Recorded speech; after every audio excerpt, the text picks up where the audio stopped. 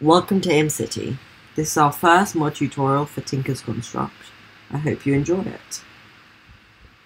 The first thing you need to know with Tinker's Construct is how to make a blank pattern. As you can see in the item frames, it's made by putting 2 sticks and 2 planks in the formation on the screen. Next up, we have the stencil table, where you can turn blank patterns into patterns so you can make tool parts. It's crafted by putting a blank pattern on top of a wooden plank. A pattern chest is just like a normal chest, but is used to hold patterns that you've made with the stencil table. It's crafted by putting a blank pattern above a chest in a crafting table. A pot builder is made by putting a blank pattern on top of an oak log in a crafting table. You'll use this to make your parts from the patterns. A tool station is made by putting a blank pattern over a crafting table. Use the tool station to assemble the parts you have made in the part builder. Finally, you can make a parts chest by putting a blank pattern, a chest, a wood plank, and 2 sticks in the cross formation on the screen. You can use this to store any extra parts you've made. The first thing you have to do when making a Tinker's tool is to make blank patterns. You'll need 3 blank patterns for a pickaxe.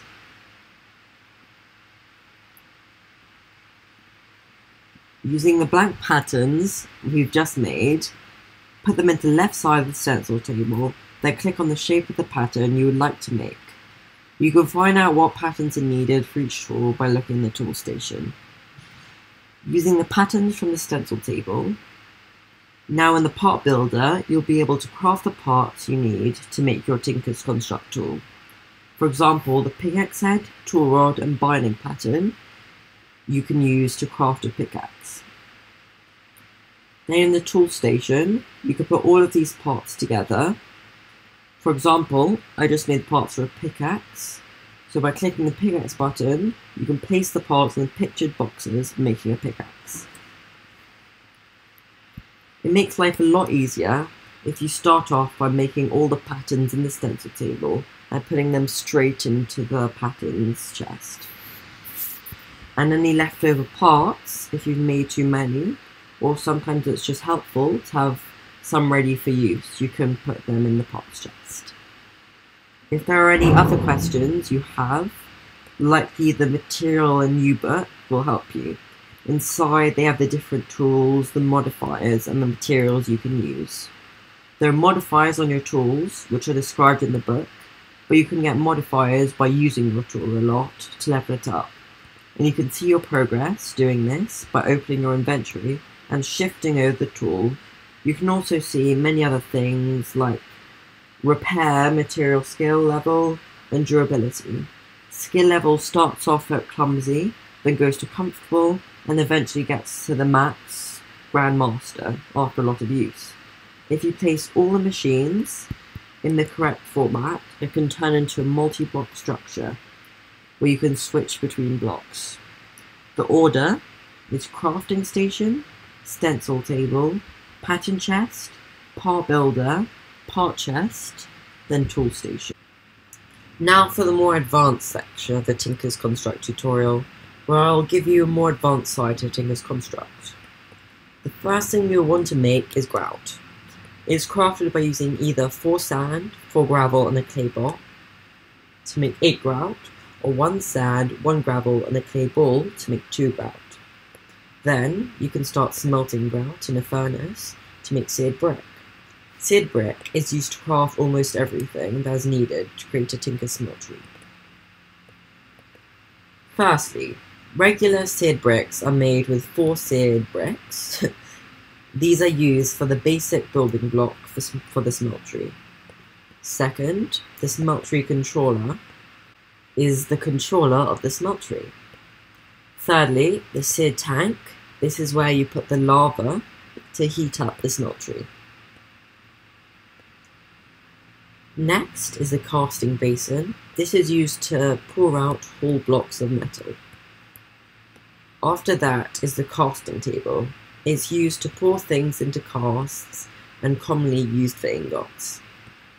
Then it is a smeltery drain.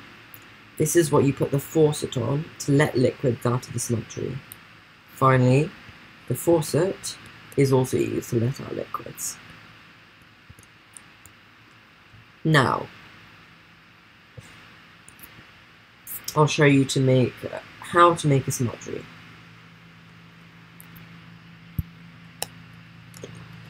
You can make a smeltery of any size, and we'll make it using all the blocks that we've discussed before. Now, as we're making a 5x5 smeltery, which is one of the best layouts for a smeltery, you should make this smeltery as it doubles your ores and helps you make metal tinker's tools.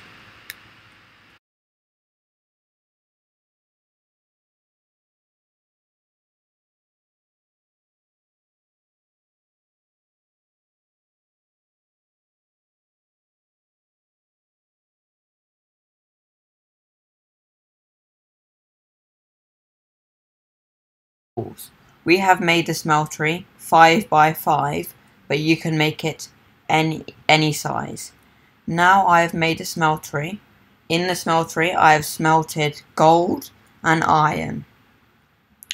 You can use either gold or aluminium brass to make the casts. Aluminium brass is made with copper and aluminium.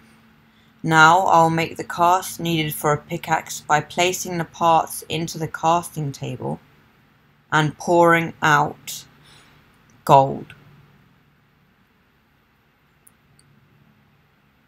Now that I have done that, I will now pour iron into the casts.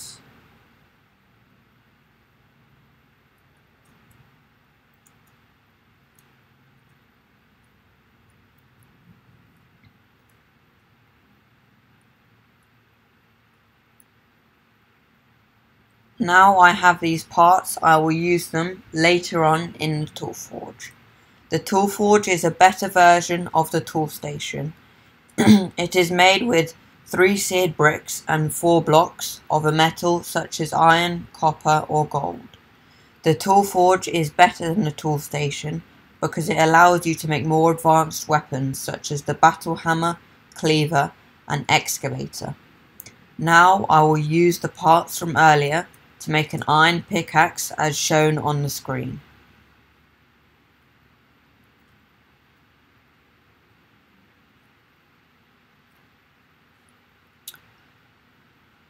I hope you enjoyed our first video and mod tutorial. Like, subscribe and follow us on Instagram with the link in the description.